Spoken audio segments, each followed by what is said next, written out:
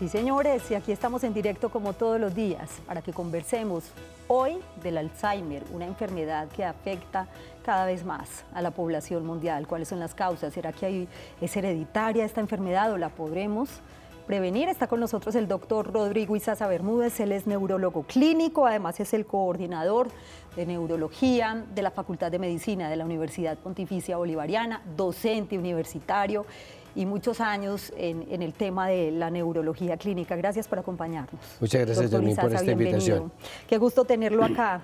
¿Qué tan común es en la población esta enfermedad del Alzheimer? Estamos en una etapa creciente de diagnóstico y de aprendizaje de las familias para detectar tempranamente este tipo de entidades que las llamamos trastornos cognitivos. Llamamos trastornos cognitivos mientras logramos, por medio de los exámenes que tenemos a la mano, llegar a un diagnóstico preciso, porque hablamos de demencias en general como esa enfermedad que cursa con olvidos, con todo lo que comentaste del deterioro, sí, que es un deterioro progresivo. Físico y mental. Mental, que afecta a la familia, porque no solamente afecta a una persona. Es verdad, doctor Izaza. Muy bien, pues nuevamente muchas gracias por estar con nosotros hoy en Su Médico en Casa. Quiero recordarles que el tema de hoy es el Alzheimer, para que nos hagan sus preguntas no solamente a través de las líneas telefónicas, también estamos en redes sociales, en Twitter, numeral Su Médico en Casa, @Teleantioquia, y en Facebook nos encuentran como Canal Teleantioquia. Doctor Izaza, ¿qué es el Alzheimer en sí? Hablemoslo en un lenguaje cotidiano. Sí, el Alzheimer es una enfermedad, un grupo de enfermedades que afectan el funcionamiento cerebral, principalmente la memoria. La memoria es importante porque nos sirve para conectarnos con nosotros mismos, con nuestro pasado, con nuestra familia, con nuestro desempeño. Entonces va ocurriendo un deterioro de esa función cerebral generando olvidos. Y la memoria y la atención hacen parte de lo que nosotros somos. Nosotros somos cerebro, no somos corazón, ni somos pulmón, somos cerebro. Entonces esa conexión con todo el medio ambiente y con la familia, con nuestros seres queridos, se va deteriorando cada día y va desencadenando un mayor compromiso de otras funciones importantes. Se puede alterar el sueño, se altera la reactividad, se altera el comportamiento en general y se vuelve una problemática familiar muy severa que afecta todos los días, porque nosotros ya estamos envejeciendo, la población de nosotros ya está volviendo vieja y se espera que en los últimos, desde el año 2010 a esta época, se ha triplicado en Latinoamérica la incidencia de casos de enfermedad de Alzheimer. O sea que es una epidemia. Es una epidemia, y ¿será que podría convertirse en un problema de salud pública? Que es la pregunta que también nos hacemos. Vamos a saludar a la señora Gilma, que se encuentra aquí en el barrio Belén. La escuchamos y bienvenida, ya Su Médico está en casa. Muchas gracias. Adelante. Buenas tardes y felicitaciones por el programa. Gracias, doña Gilma. Mi pregunta es, son varias preguntitas, pero voy a ser breve. Sí, señora. A ver, ¿cuánto tiempo se demora esa enfermedad sin que la familia o incluso el mismo paciente se dé cuenta que la tiene? Muy interesante. Si es hereditaria, si el Alzheimer y la demencia senil es la misma cosa. Tengo temor porque mi madre murió así, con Alzheimer. Gracias, doña Gilma, por acompañarnos, a usted por participar. Y la invito para que esté muy atenta a lo que nos pueda contar el doctor Izaza. Bueno, la primera, ¿cuánto tiempo? ¿En cuánto tiempo puede identificar uno esos síntomas? Más o menos el deterioro de la enfermedad, en los casos que llamamos aislados, se pueden presentar entre 8 a 10 años. Pero hay formas agudas de deterioro que está agravado por las otras enfermedades que pueda tener la persona. O sea, una persona que tenga una enfermedad cerebrovascular, una trombosis, riesgos de embolismos, infartos, diabetes, una edad avanzada, el deterioro se hace mucho más agudo, mucho más y más severo. Más evidente también. Con respecto, doña Gilma, a la parte hereditaria, cuando uno revisa la bibliografía y habla de demencia senil, casi que se refiere a enfermedad de Alzheimer. Lo que hay que tener en cuenta y que nos da un poquitico de alivio es saber que hay un deterioro de las funciones mentales con el paso del tiempo, y por eso vamos a hablar ahora de cómo vamos a hacer para evitar que nos llegue hasta allá. Y la parte hereditaria sí es importante porque hay un Alzheimer esporádico que es de las personas de edad mayores de 60 años que empiezan a deteriorarse, y hay otra forma temprana, como lo comentaste, que es de personas mucho más jóvenes, que sí tiene un componente hereditario más marcado. Así es, y de hecho lo que contaba al principio del programa también, doctor Izaza, y es la investigación que se viene realizando hace muchísimos años aquí en una población en Antioquia, el municipio de Yarumal, precisamente con una familia que tienen todos Alzheimer. Vamos a recibir a esta hora a la señora Aura, que se encuentra en el barrio Conquistadores. Bienvenida, ¿y cuál es la pregunta para su médico en casa? Gracias que tocaron este tema de hoy, pero este tema es muy importante. Sí, en señora. este momento lo que está pasando mi abuela, me da mucho sentimiento, que pena que le diga, tiene 84 años, hace muchos meses empezó a portarse agresiva, Sí. hasta el fin que descubrieron que la enfermedad es Alzheimer. Ajá. Y ya está, como dijo usted la palabra, deteriorada, la tiene en cuidado intensivo en Montería, y ya está muy malita, ya no conoce a nadie, y no, eso nos ha dado muy duro, nos está dando muy duro esta enfermedad de ella. Le quería preguntar, doctor, ¿cómo se hace uno el examen? Yo tengo 38 años, porque Sí. ya hay en esa raíz, ya hay esa enfermedad, entonces nosotros tenemos como que también acudir a tiempo antes que venga a pasar lo que está pasando con nuestra abuela. Que no se diagnostique Sí. ya cuando está muy avanzada. Aura, muy interesante su pregunta, y por supuesto se genera un temor también cuando hay un antecedente Claro. familiar, doctor Como decía, Izaza. la parte, le comentaba, las formas esporádicas no son tan frecuentemente hereditarias, a pesar de que haya factores que predisponen. Un factor predisponente es aquel factor que nos acompaña y que puede acercarnos al deterioro. Pero yo pienso que debe tener tranquilidad. Cuando nosotros vemos ya una familia comprometida, donde las personas comienzan tempranamente, 30, 40 años, a tener cambios comportamentales, no solamente comportamentales, sino de memoria. Sí. El tipo de demencia que también se puede hablar, que es la demencia frontotemporal, cursa con cambios de comportamiento, y el deterioro de la parte de memoria se hace menos evidente. Entonces la persona vuelve voluntariosa, agresiva, a hacer malos negocios, gastos. Pero ¿cómo podríamos entonces, según la pregunta que hacía Aura, existe obviamente una preocupación en la familia porque pueden desarrollar en algún momento de su vida esa enfermedad? No necesariamente, y ya lo habíamos hablado también en algunas oportunidades, y es que si la abuela o la tía o la mamá tiene una enfermedad, no necesariamente pasaría Sí. a las futuras Sí. generaciones. No, no ¿Hay algún necesariamente. examen donde pueda Bueno, identificar sí, ella? lo primero que uno tiene que hacer es diferenciar cuál es la causa del Alzheimer de las personas.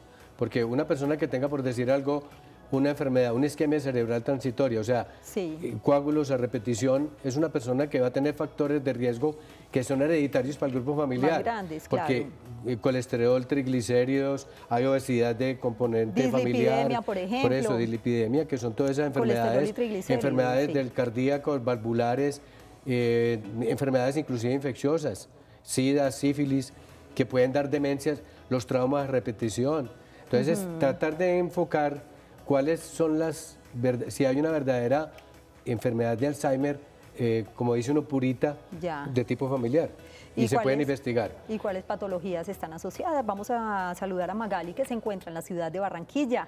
Gracias por acompañarnos. La escuchamos, Magali. Saludo especial para los televidentes que están en esa bella ciudad de Colombia. Gracias, muy amable. Buenas tardes, Adelante. Rita. Y para el doctor, mi hermana está... La escuchamos, doña Magali. Sí, buenas tardes. Mi hermana está sufriendo, pues parece que está iniciando, no sé si es demencia senil o Alzheimer. Se le olvidan mucho las cosas. Ya nosotros la llevamos donde la neuróloga y ella recomendó una serie de estudios, de exámenes, pero no se los ha querido hacer. Le mandó unos parches ribastigmina, que son transdérmicos. Entonces ella dice que no, que ya no se va a poner eso porque el Alzheimer no tiene cura, que para qué se va a poner eso, que ya no va a hacer ese gasto. Bueno, ya los compró y todo, pero no se los quiere poner. Me preocupa muchísimo porque no sé cómo convencerla y quiero saber si en realidad eso funciona, esos parches ribastigmina, o he oído decir que tiene también otros efectos secundarios. Es lo más importante, muy interesante su pregunta, doña Magali. Esperemos saber entonces qué le recomienda el doctor Izaza. Estos parches, pues yo la verdad no había escuchado hablar de esos parches, doctor. Son parches porque... ¿Y son efectivos? Son efectivos porque en el Alzheimer se agota una sustancia que se llama acetilcolina. Entonces esos parches tienen una sustancia que hace que la acetilcolina dure más tiempo en la neurona, mejorando la memoria. Pero en ella predomina un fenómeno de tipo comportamental, que es lo que nosotros hablamos de las demencias frontotemporales, donde la persona vuelve caprichosa, es consciente de muchas cosas, sabe que tiene el déficit y que se puede ayudar. Podría volverse agresiva también. Puede volverse agresiva y muchas veces nos ayudamos de medicamentos antipsicóticos para tener un poquitico más calmada a la persona, para ser más accesible al diálogo, convencerla con algún grado de sedación y a veces con algunos antidepresivos que le quiten un poquitico ese temperamento tan negativo que está teniendo para su tratamiento. Recibimos a la señora Gilma, que está en Santo Domingo, para ir a una breve pausa en Su Médico en Casa. La escuchamos, doña Gilma. Gracias por acompañarnos. Buenas noches. Sí, señora. Mira, yo le quiero hacer una preguntita al doctor. Lo que pasa es que yo sufro epilepsia y yo tengo 50 años. Y pues estoy preocupada porque ya pues yo no me creo pues como tan vieja. Está muy joven, doña Gilma, ¿cómo que vieja? Pues entonces tengo preocupación porque en la edad pues que tengo, y digo yo que seguramente es por la epilepsia, a mí se me olvida todo. Yo voy a la cocina, voy al lavadero y se me olvida que fui, voy 3, 4 y 5 veces. Y tengo que volver al mismo sitio para poderme acordar pues a qué fui. Muy bien. Entonces pues tengo como preocupación porque eso si es eso que me está dando ya o qué será. Ya. No se preocupe, doña Gilma, gracias por acompañarnos hoy en Su Médico en Casa. Y no se preocupe, dentro de lo que yo leía, doctor Izaza, y lo comentábamos también antes de iniciar el programa, no significa que el hecho de olvidarse algunas cosas, porque también es común uno olvidarse de cosas, signifique que tenga Alzheimer o que vaya a tener Alzheimer. No, y hay otra cosa importante, sí. Los déficits de atención no necesariamente son déficits de memoria. O el estrés, por ejemplo. Y el estrés, y algunos fármacos, a pesar de que la epilepsia sabe que es a nivel cerebral, algunos fármacos pueden alterar un poquitico la parte de atención. Entonces eso, yo pienso que ese miedo hay que quitarlo y hay que volverse consciente de cada uno de los pasos que uno está haciendo para evitar esos procesos que lo ponen a uno tan mal y que verdaderamente no son graves. Entre otras cosas, señoras y señores, porque todo está acá, todo está en la mente, todo lo programamos, lo que pensamos muchas veces puede suceder, entonces hay que quitarnos también como a veces esos temores que tenemos en la cabeza y pueden ser producto del estrés, de muchas cosas, como lo decía el doctor Izaza. Es momento de ir a una breve pausa en Su Médico en Casa. Estamos hablando del Alzheimer, una enfermedad que cada vez afecta más a la población mundial. Volvemos. Regresamos a Su Médico en Casa. Gracias por continuar con nosotros. Y el tema del día, el Alzheimer. Tomen nota y presten especial atención a estos datos. Señales de advertencia del Alzheimer, cambios de la memoria que perturban la vida cotidiana, dificultad en la planificación o la solución de problemas, dificultades en la realización de tareas en el hogar y en el trabajo, confusión con el tiempo o lugar. Dificultad para comprender imágenes visuales y relaciones espaciales, problemas con palabras para hablar o escribir, perder las cosas y perder la capacidad de volver sobre los pasos, pérdida de interés en actividades sociales y el trabajo, los cambios en el estado de ánimo y personalidad. Esta enfermedad afecta a la persona en 3 áreas: área funcional, asociada a la independencia en las actividades diarias; área cognitiva, asociada a la memoria e inteligencia; área psicológica, asociada al comportamiento y estado mental. Aunque no hay claridad sobre cómo el factor genético pesa en la aparición de esta enfermedad, se conoce que existen ciertas estrategias que pueden disminuir las probabilidades de sufrir Alzheimer. Entre estas, el aprendizaje continuo durante la adultez, así como está comprobado que el hábito de ejercitarse aeróbicamente ayudaría a reducir las probabilidades de sufrir algún tipo de demencia. Una dieta saludable a base de frutas, verduras, legumbres y pescado ayuda a prevenir la demencia. Por último, el poder realizar actividades sociales e interacción con otros fomenta una mente sana por más tiempo. Siempre lo hemos dicho, hay muchas formas de prevenir algunas enfermedades, no todas se pueden prevenir obviamente, pero un hábito saludable sí ayuda mucho a prevenirla. Doctor Izaza, ¿cómo se diagnostica entonces esta enfermedad? El diagnóstico es clínico, o sea, lo que comenta la familia y el paciente. A veces el paciente olvida que se le olvidó, entonces no recuerda. Y la familia empieza a notar repeticiones en la pregunta, repetición en respuestas, vuelven a comentar lo mismo, entran en circunloquios que uno llama, sale un tema, vuelve, entra él, la persona empieza a tener descuidos importantes, se le pierden las llaves, se le bota el celular, bota la billetera, la casa se vuelve un problema porque todo lo que guarda se pierde. La pérdida de la noción del tiempo y el espacio es un indicio muy grande. Y es muy importante eso porque claro que depende mucho también de la parte cultural. La gente en el campo no se fija tanto ya del tiempo, sí, pero es un fenómeno muy importante. Muy bien, vamos a saludar a Luz Helena, que está en el municipio de Urrao, me dijeron. Luz Helena, gracias por acompañarnos. Buenas noches. Qué alegría que esté a esta hora en su médico en casa, la escuchamos. Señora. Para hacerle una preguntita al doctor. Adelante. ¿Es cierto que dormir con la cabeza cubierta produce Alzheimer? ¿Con un gorro, con la cobija, produce Alzheimer? No. Hablemos un poquito de esos mitos. Gracias, señora Luz Helena. Primera vez que escucho eso, doctor. Hay una serie de mitos. El Alzheimer es un fenómeno más interior, más del cerebro. Una cobija o no va a hacer ningún efecto. Diferente sería una persona en un ambiente poco ventilado, sí, donde hay humo, donde hay afectación de la respiración, ahí no pasa nada. Y hay otra serie de mitos, los antiácidos, que los antiácidos producen Alzheimer. No tiene nada que ver. Los fármacos psicodélicos producen otras formas de demencia.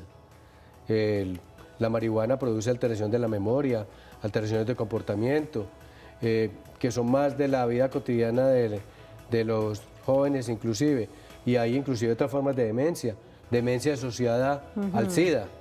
Doctor Izaza, no nos podemos despedir sin darle unas indicaciones bien importantes a los televidentes, sobre todo cuando hay un paciente en casa que tiene Alzheimer. ¿Cómo es ese manejo del paciente en casa? Lo primero son manejar las rutinas. Una rutina para horario para el baño, para el aseo, horario para el desayuno, horario para el control de esfínteres. Aprovechamos lo que llamamos un reflejo gastrocólico. Aprovechar que desayunó y que se siente en el baño, almorzó y que se siente en el baño.